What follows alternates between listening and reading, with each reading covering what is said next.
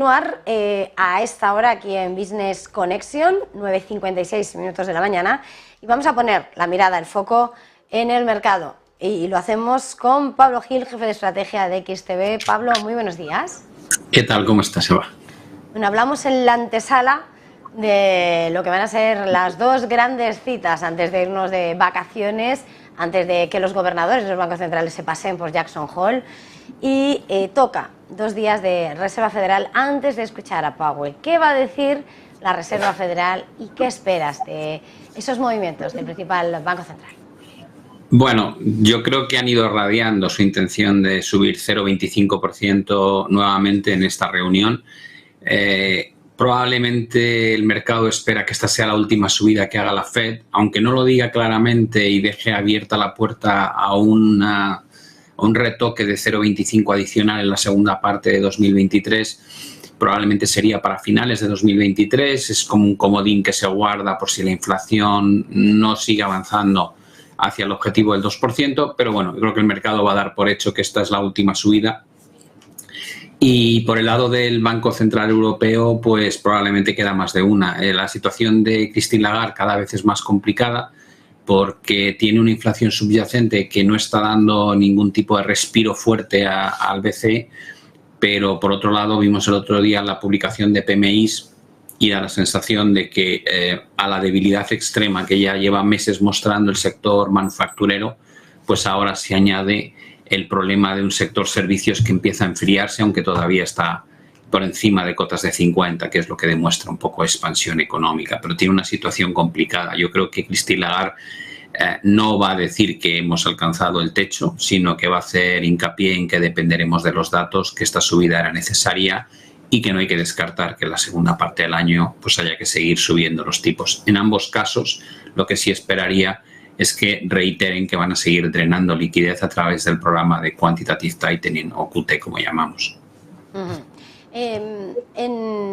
Estaba señalando cómo de los últimos datos que hemos recibido ha sido esa lluvia de PMIs en la que de alguna manera se evidencia la preocupación por la actividad. Es verdad que la subida de tipos lo que quería era reducir la inflación, que conlleva su repercusión, su impacto en la actividad económica. No se quiere recesión, pero hay que combatir la inflación. Y los PMIs en Francia ya los 3 indicadores en negativo.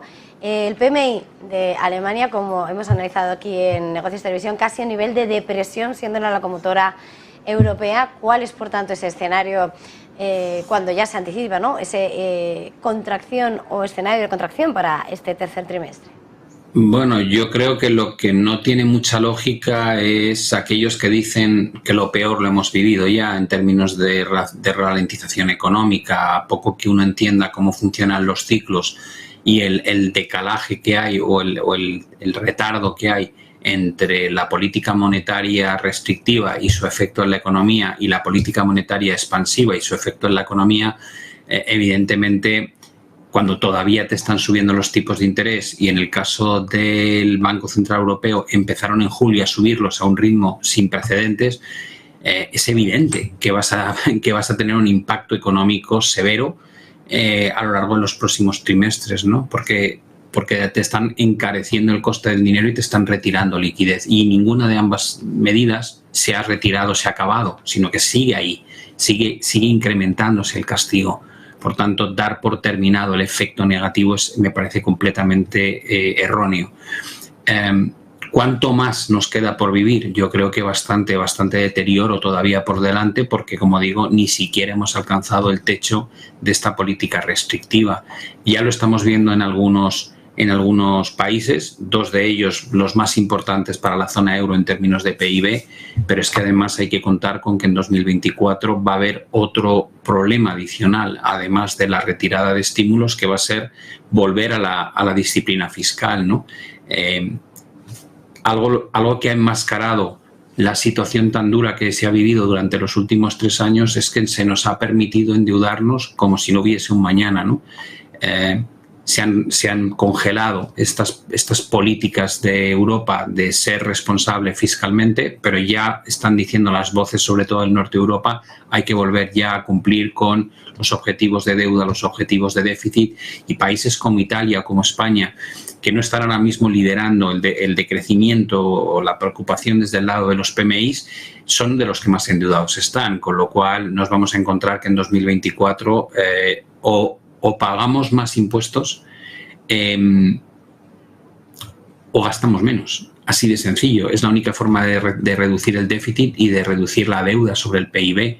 Y todo eso va a tener connotaciones negativas en términos de crecimiento.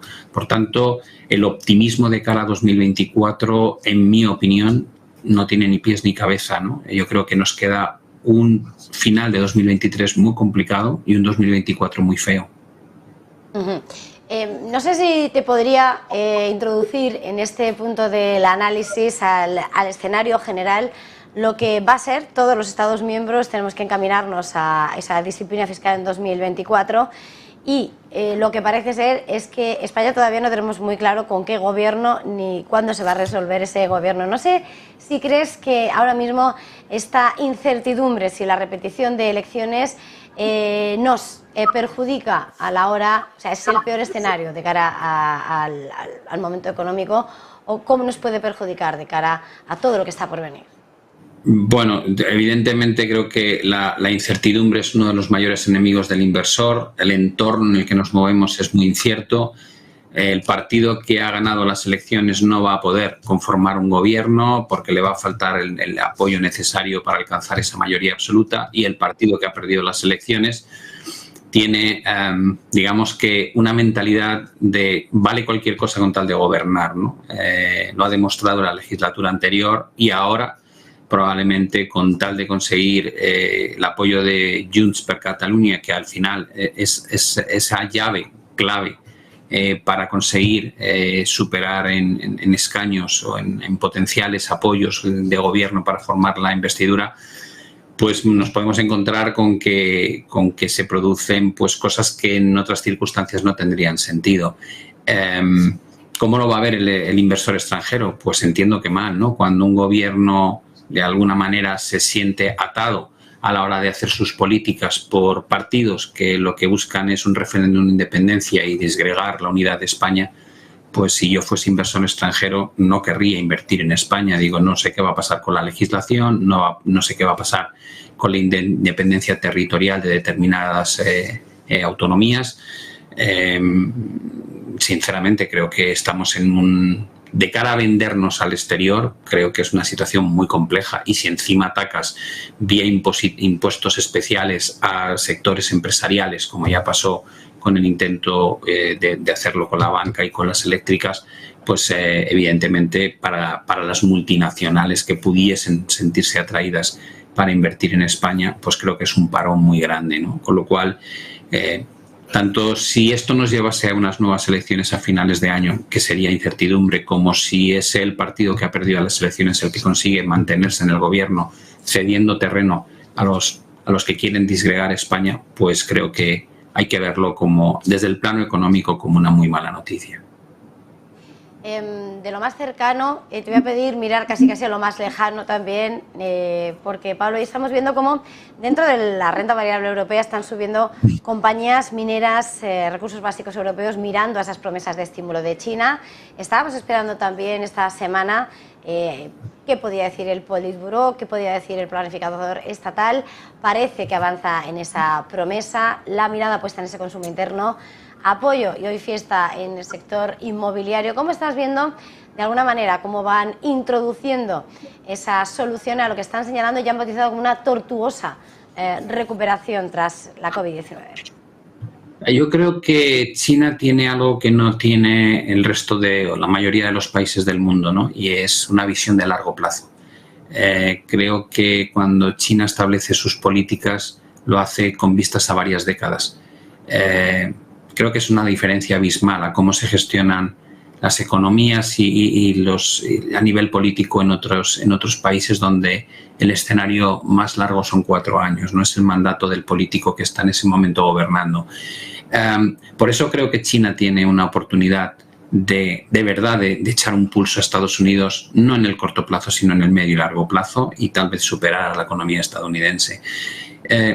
Me habéis oído decir, porque llevo comentando, que a mí la única bolsa en la que me gusta estar invertido hoy día es en China, y es por esto mismo, porque creo que van a ir implementando, pero no de forma precipitada como hicimos en Europa con el COVID, que abrimos las compuertas de la liquidez en un año y medio, creamos el 25% de todos los euros y dólares que existían, bajamos los tipos a tasas negativas, hicimos paquetes fiscales, entregamos dinero a la ciudadanía, o sea, se nos fue completamente la olla, y era con tal de que no haya una recesión o salir de una recesión profunda, vale todo. No vale todo. En el mundo de la economía no vale todo. El concepto de políticas expansivas ilimitadas es una auténtica aberración, como luego se ha demostrado con lo que hemos tenido que vivir con 2 años de superinflación en la mayoría del mundo. No vale todo.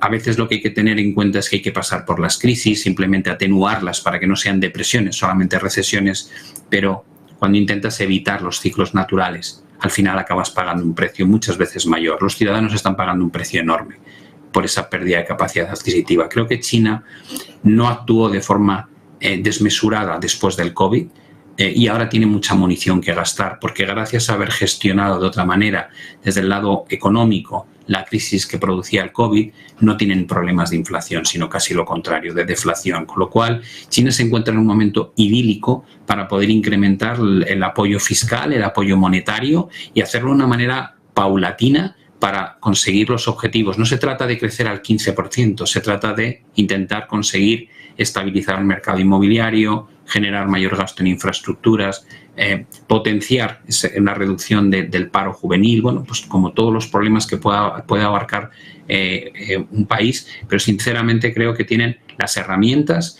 la capacidad. Apenas han bajado los tipos de interés 60 puntos básicos, en otras crisis lo bajaron entre 225 y 300 puntos básicos, tienen la capacidad de gastar fiscalmente porque solamente han invertido 1 billón de yuanes cuando en otras crisis lo hicieron entre 2 y 4 billones. Por tanto, creo que tiene una situación envidiable desde el punto de vista de poder reactivar la economía, algo que ni puede pensar ahora mismo el Banco Central Europeo ni la Reserva Federal. Y por ese motivo, para mí, en el medio y largo plazo son los ganadores. Pues con ese contador lo vamos a dejar en el medio y largo plazo. Ganador China. Gracias una vez más, como siempre ha sido un verdadero placer. Pablo Gil, jefe de estrategia de XTB. Gracias, feliz jornada, feliz negocio. Gracias a ti. Hasta luego.